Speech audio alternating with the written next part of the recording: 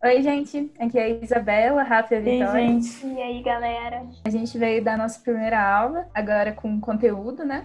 Então, primeiro vamos falar sobre um fluxograma. Vocês lembram que a gente explicou o que é um algoritmo? E agora a gente vai mostrar o fluxograma, que é a mesma coisa, só que esquematizado, para entender melhor. Quando você vai dar ordens para o computador, você tem que obedecer um processo, ver a estrutura para você falar o que você quer que ele faça. Então, primeiro a gente faz a entrada de dados, que é o computador ler o que você está pedindo, por exemplo, um número, uma letra. Em seguida, você faz o processamento, que é fazer uma conta ou guardar uma informação, depende. E depois, por fim, vem a saída de dados, que é quando o computador retorna para você um resultado. Então vamos começar. Vamos entrar no Replit. A gente vai deixar o link na descrição, mas eu vou mostrar aqui como que vocês chegam até lá. Vem aqui no Google, né, e só escreve Replit Python, porque a gente está programando em Python. Aí você clica aqui no primeirinho que vai aparecer. Então, o Replit, ele é um compilador online. Então, a gente vai escrever o nosso código aqui nessa parte branca e do lado direito vai mostrar o resultado, vai ser o programa. Quando você programa para outras pessoas entrarem com dados, etc. E aí aqui a pessoa vai entrar com dado e vai mostrar os resultados, por exemplo. Então, vamos começar aqui com o nosso primeiro programa. Nosso primeiro programa é o print Olá Mundo. Print é o nosso comando de saída de dados. Ou seja, quando você usa ele, ele coloca uma mensagem na tela. E Olá Mundo é a nossa mensagem. É importante você perceber, essas aspas são obrigatórias. Se você não colocar ela, o programa não reconhece que é um texto. Então a gente vai lá no Replit agora para fazer esse exato exemplo. Print Olá Mundo. Para vocês executar o seu programa, é só você vir e clicar em Run. E aqui apareceu pra gente que a gente precisava. Olá, mundo! Parabéns pelo seu primeiro programa. Agora a gente vai falar sobre variáveis. O que seriam as variáveis? Elas são espaços de memória para armazenamento de dados. Bom, vocês podem pensar em variáveis como uma caixa, em que vocês vão guardar alguma coisa.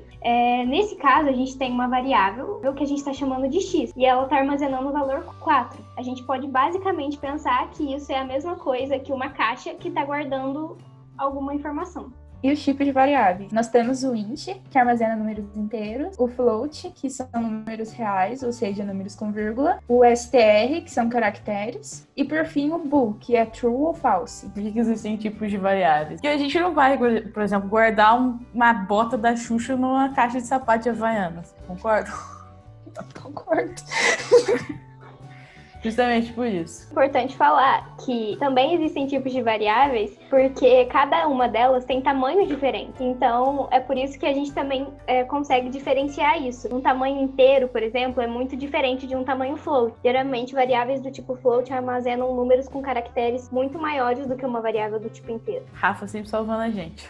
Agora vamos para a regra de nomenclatura. Quando você vai fazer uma variável, você tem que dar um nome para ela. Só que existem alguns nomes que já são usados na programação para outras coisas. Então, o importante é sempre você usar um nome que faça sentido. Por exemplo, você vai ler um número, chama ele de X ou Y, que é o que a gente usa em matemática, ou número mesmo. Mas vocês vão ver, por exemplo, que vocês vão conhecer o if, o elif, o not, e vocês não podem dar esses nomes para suas variáveis. Entrada de dados agora. Nome é igual a input. O nome é o nome que eu dei para minha variável. Minha variável chama nome. Input é o comando de entrada de dados. É ele que faz com que o programa leia alguma coisa. E depois o que a gente já viu, que é o comando print, que é o saída de dados, olá, que é o meu texto. E depois, separado por uma vírgula, a gente coloca a nossa variável ali no meio. Vamos fazer esse exemplo lá no Replit. Vem aqui e coloca nome igual a input.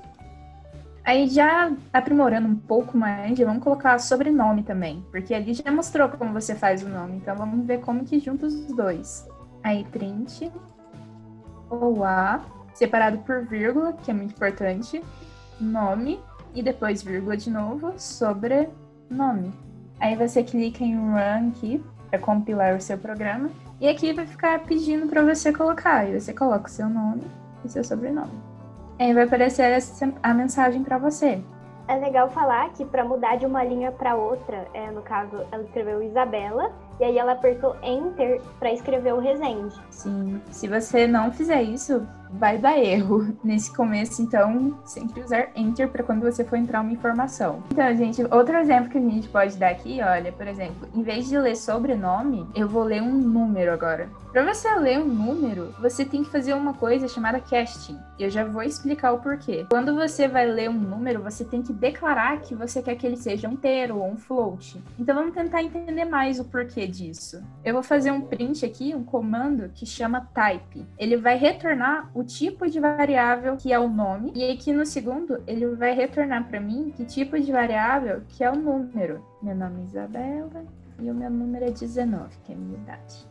Aqui, olha, quando você não coloca nada, quando você não usa cache, o Python lê a sua variável como str, mas você não vai sempre usar str. Tem situações que você tem que usar outro tipo de variável. Enquanto quando você coloca aqui o int, ele transforma a sua variável em um inteiro. Certinho, gente? Bom, essa foi a nossa primeira aula. Espero que vocês tenham entendido, espero que vocês tenham gostado. A gente vê vocês na próxima. Até mais, Tchau, gente. galera.